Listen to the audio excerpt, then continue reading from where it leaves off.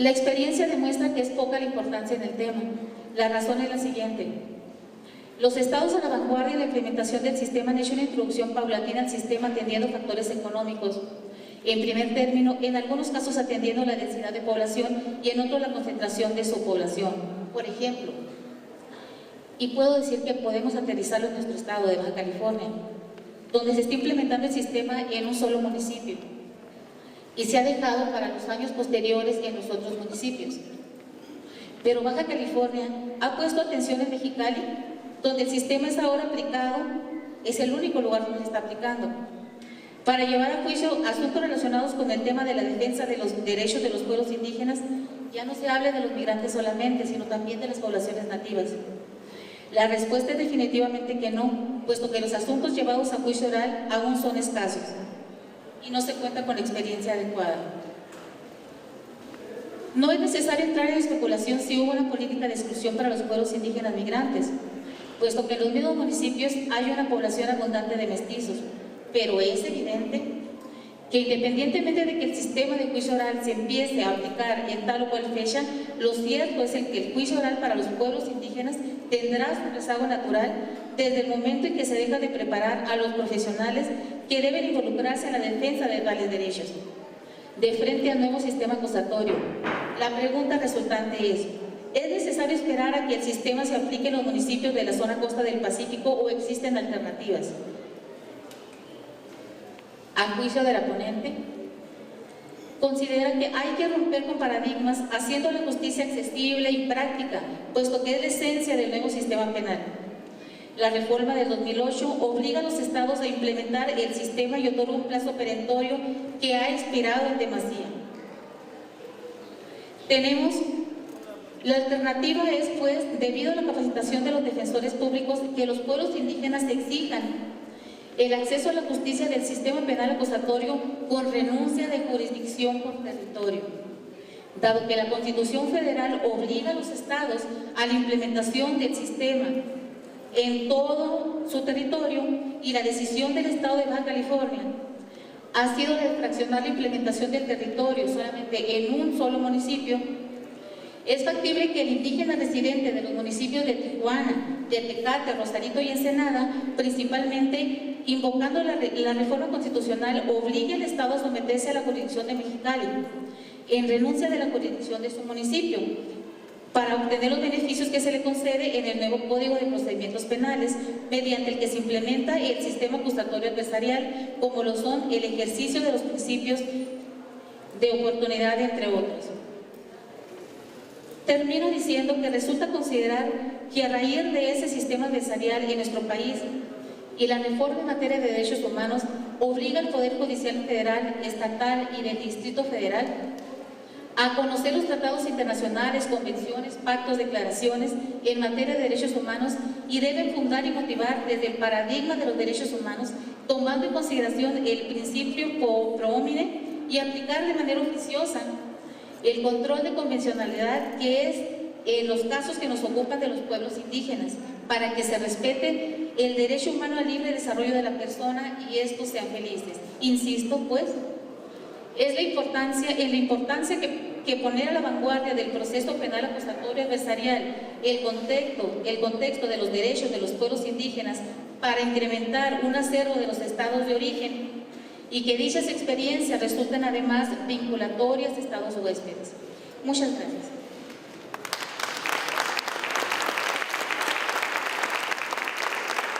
Muchas gracias. Muchas gracias. Sí se oye, ¿verdad? Pues muchas gracias, Patricia, porque se está tocando el tema desde diferentes aristas y esto nos está dando mucha claridad. Le vamos a pedir a Leticia, de la Red Multidisciplinaria de Investigadores Indígenas de México, que nos regale su participación y les voy a pedir que la recibamos con un aplauso.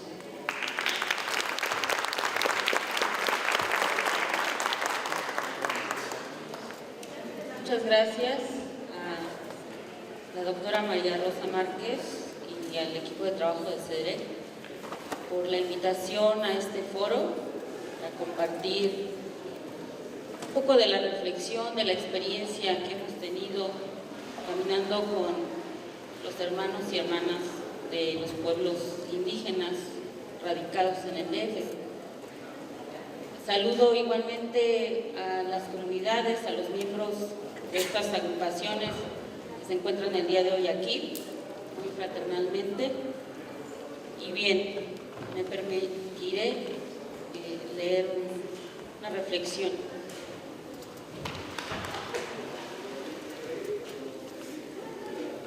¿Qué o quiénes somos los indígenas urbanos?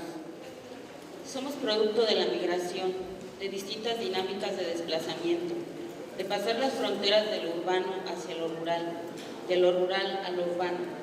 Peleamos por derechos que, aunque en papel los tengamos, exigimos hacerlos garantes.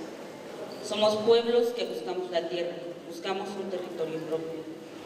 Para algunos, aparentemente nos encontramos dispersos, pero estamos reproduciendo comunidad y prácticas propias de la comunalidad en un territorio que cada vez es menos ajeno a nosotros.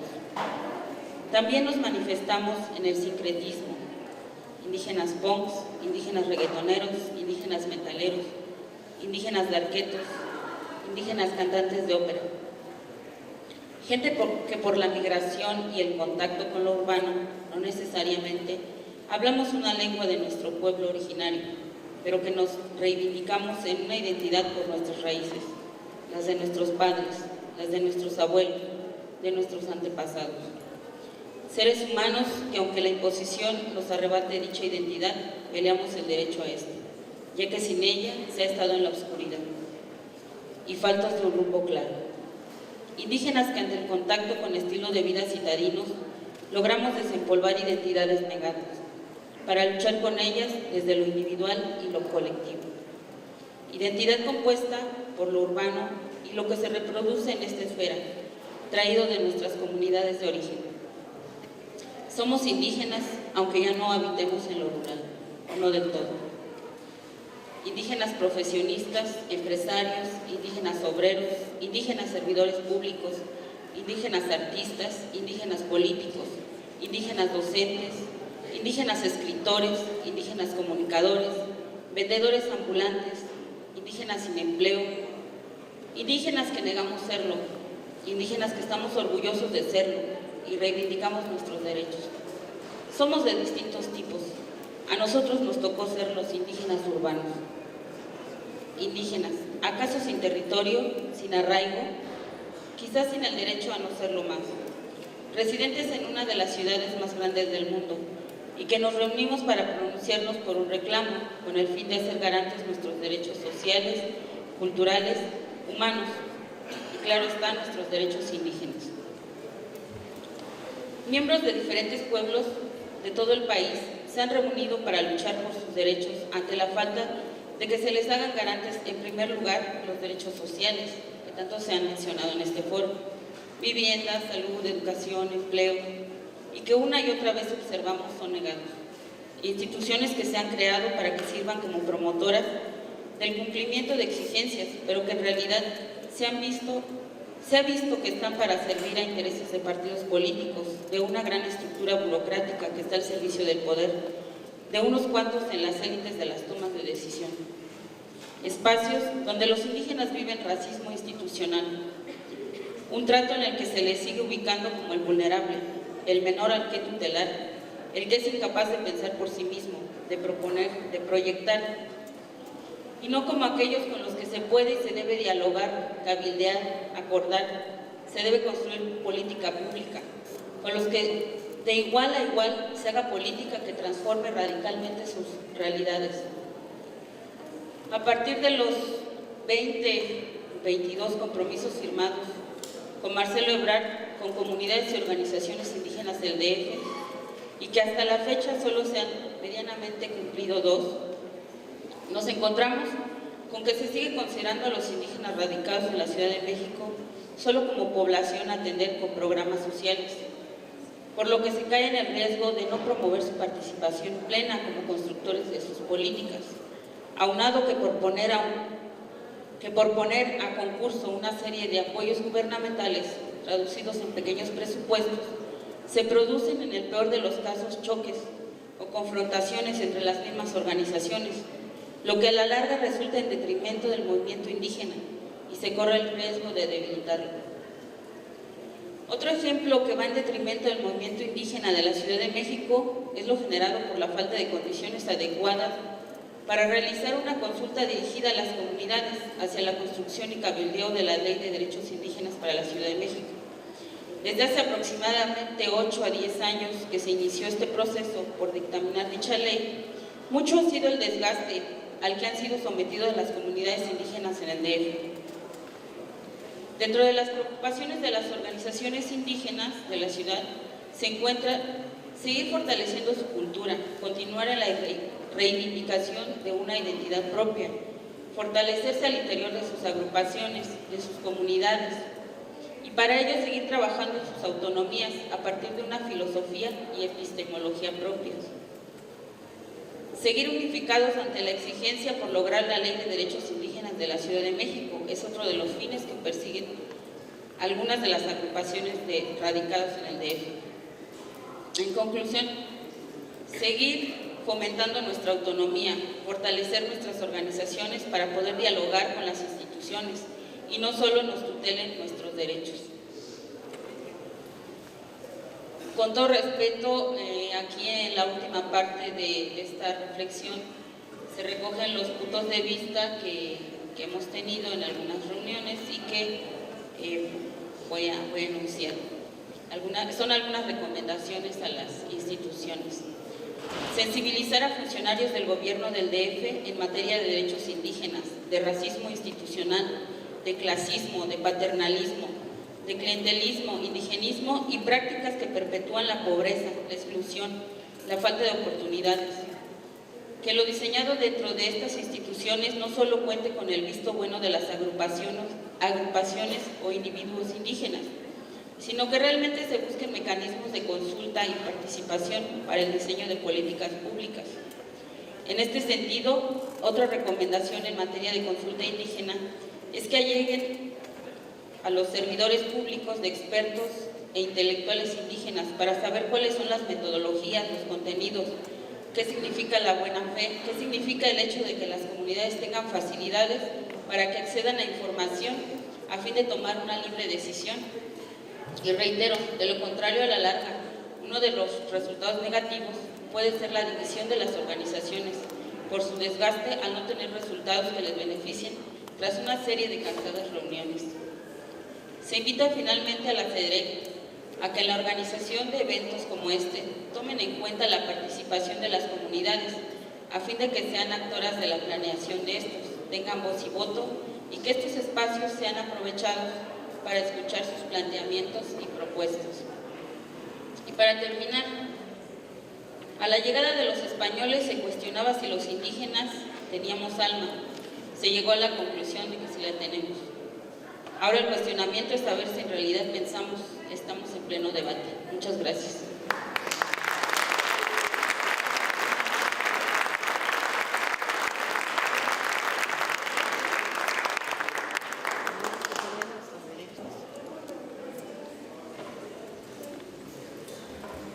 Le agradecemos a Leticia su participación, que también nos da luz sobre cómo seguir caminando en este sendero tan importante. Le saludamos a Jesús Rosete de Milpalta, director jurídico y de gobierno, que acaba de llegar, y le pedimos su participación a Cecilio Solís Librado de la Red de Turismo Indígena Alternativa de Puebla. Muchas gracias. Un aplauso.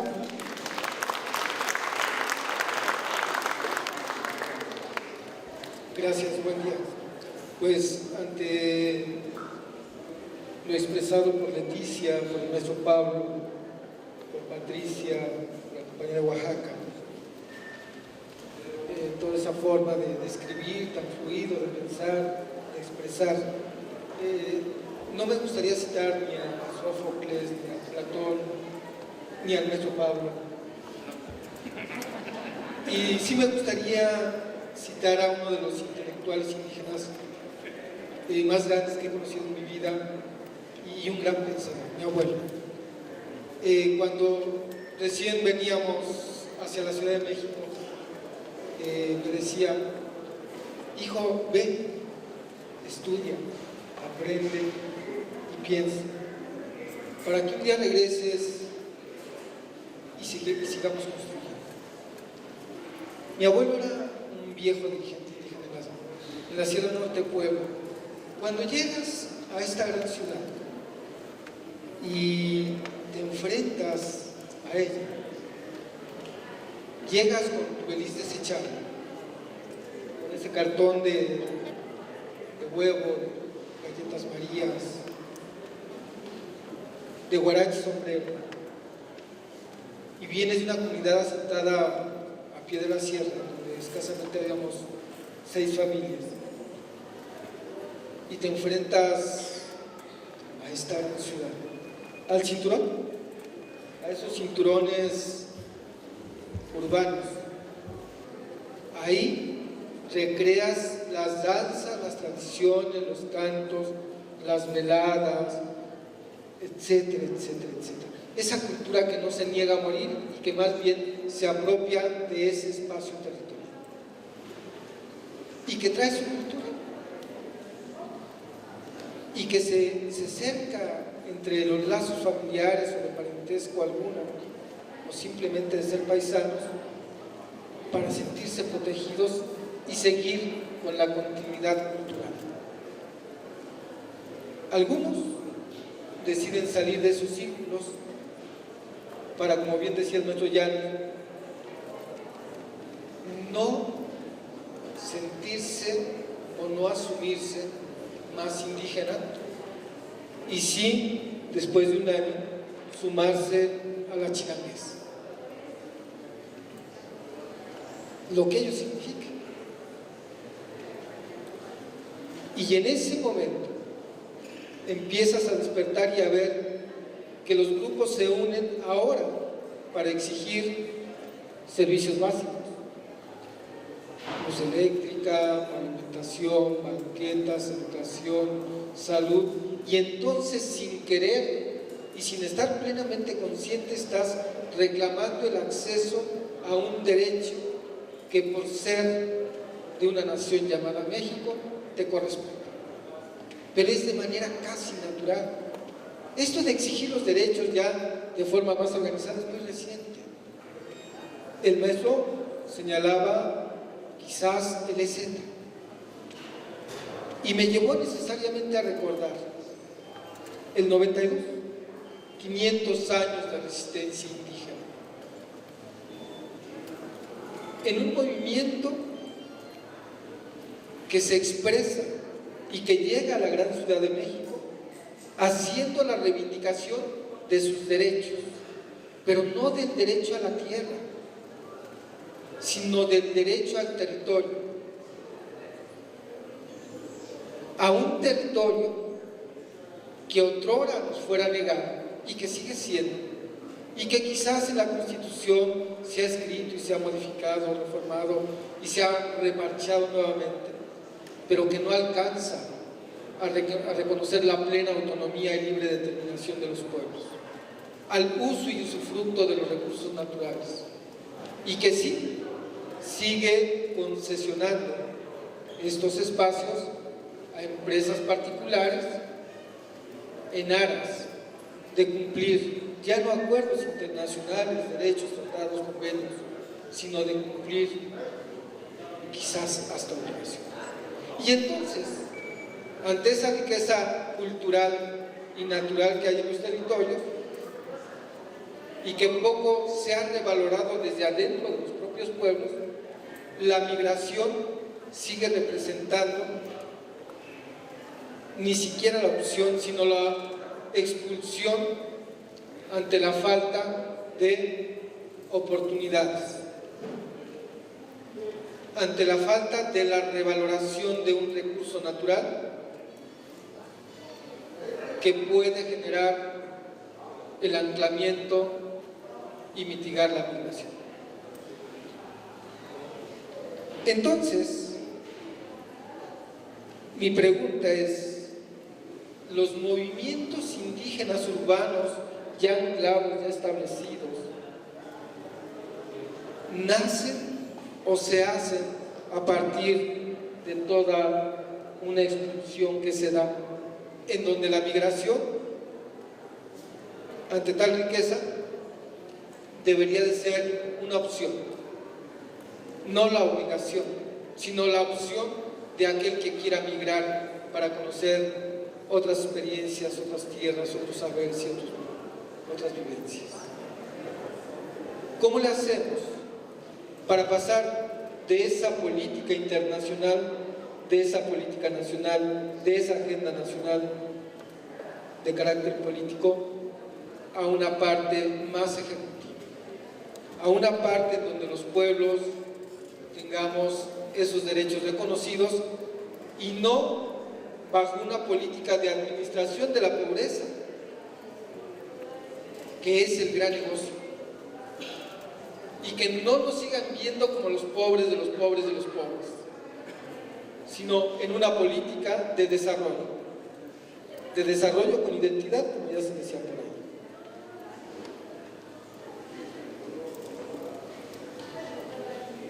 En esta política, obviamente, como bien lo señalaba ya Leticia, estamos en el debate y queremos en ese sentido la participación plena